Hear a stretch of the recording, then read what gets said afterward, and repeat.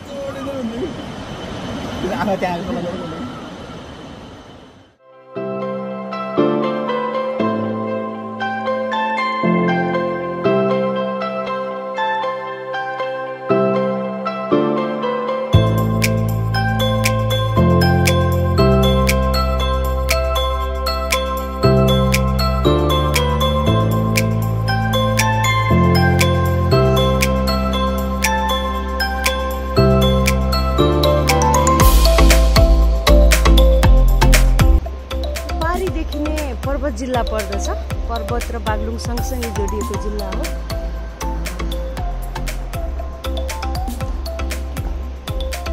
पुल cross गरिसकेपछि पारी resort रहेछ।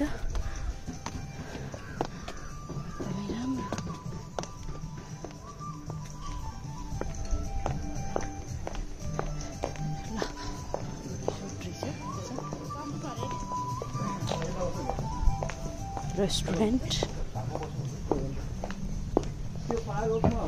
साथीहरू म कहाँ छु भन्ने कुरा हजुरले थाहा पाइसक्नुभयो, मैले खिचेर देखाइसकेकी छु होइन।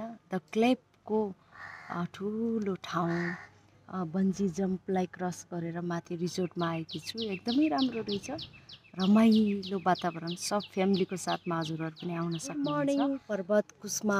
अहिले चाहिँ म द क्लेपको रिजोर्ट पर्वतमा छु। एकदमै राम्रो वातावरण। हेर्नुहोस्, पर्वत आउनुभयो भने यहाँ पुल पारी तरेर यहाँको रिजोर्टमा आउन नबिर्सिनु होला। बिहानीको किरणसँगै सबैलाई गुड मर्निङ भन्न चाहन्छु। क्लेपको कटेजहरू यस्तो यस्तो रहेछ साथी है। यो चाहिँ ग्राउन्ड, यहाँ चाहिँ कुनै बेला कार्यक्रमहरू पनि भएको ठाउँ। वाह,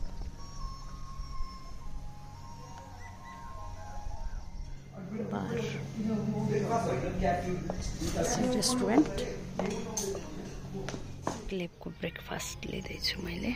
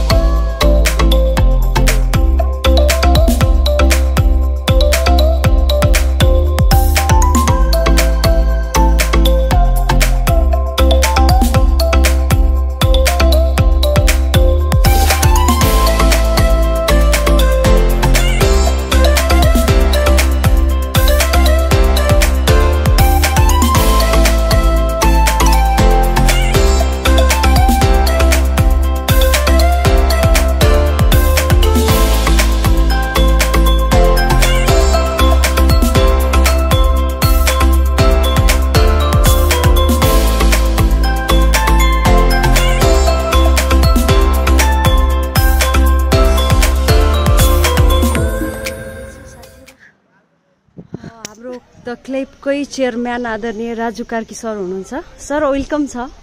थ्याङ्क यू हजुर। तपाईँहरू चाहिँ हाम्रो द क्लिफमा हुनुहुन्छ। हजुर। द क्लिफमा चाहिँ हाम्रो यो बागलुङ र पर्वत दुईटा जिल्ला मिलेर कुस्मा र यो बलियावा मिलेर बनेको एउटा लामो पुल छ, एसियाको नम्बर पुल छ। हजुर। जहाँबाट हामी एसियाको हाइएस्ट र लङ्गेस्ट चाहिँ तपाईँको स्विङ गराउँछौँ, हाइएस्ट स्विङ गराउँछौँ भने वर्ल्डको सेकेन्ड हाइएस्ट बन्जी गराउँछौँ। हजुर। त्यो लगतै हाम्रो वर्ल्डको हाइएस्ट र लङ्गेस्ट स्काई साइकल, वर्ल्डको हाइएस्ट स्काई क्याफे हामी गराउँछौँ। लगतै थुप्रै सानोतिनो गतिविधिहरू पनि छ यहाँनिर। अब छिटै खोल्न गएको वर्ल्डको हाइएस्ट र लङ्गेस्ट मेगा टोल पनि खोलिँदैछ। त्यो लगतै हाम्रो यहाँ राम्रो रिजोर्ट छ।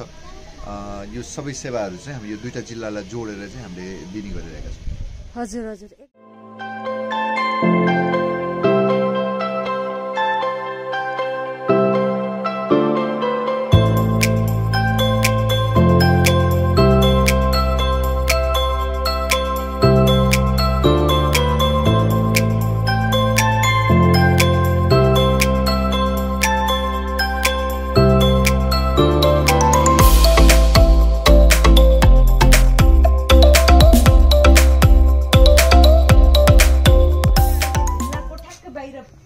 भिल्लामा चाहिँ बाहिर पिङ पनि खेल्न पाइन्छ। एकदम रमाइलो वातावरण छ, भित्र रुमहरू छ। पर कपल चाहिँ 8000 रहेछ यहाँ विथ ब्रेकफास्ट। मलाई चाहिँ राम्रो लाग्यो, मैले ब्रेकफास्ट पनि गरेँ, मिठो थियो।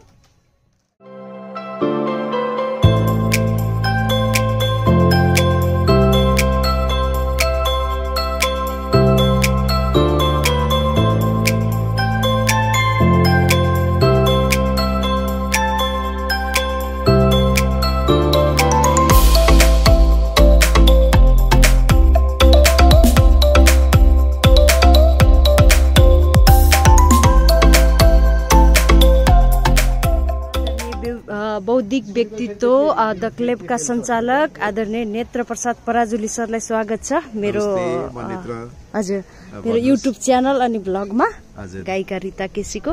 र सर यहाँ एकदमै सुन्दर सफा राम्रो एकदमै अब जो हाम्रो एसियामै हैन कहीँ पनि नभएको चिजहरू पर्यटकको लागि चाहिँ बेस्ट ठाउँ लाग्यो मलाई हैन पर्वत जिल्ला। यसको बारेमा के हजुरले बताए? हैन हाम्रो यो टिमले क्लिप सञ्चालन गरेको छ अनि युवा साथीहरु मिलेर के गरौँ। मेरो पर्वत बसाईको घुमघामको दिन सकिसकेको छ, किनभने म एक दिनको लागि मात्र आएकी थिएँ। पुनः म फ्यामिलीको साथमा 2-3 दिन घुम्नको लागि म आउने बाचा गर्दै आजको यो भिडियोबाट बिदा चाहन्छु। अब चाहिँ म यहाँदेखि पारी कुस्मा गएर पोखरा एयरपोर्टसम्म गएर काठमाडौँ आज नै जाँदैछु म।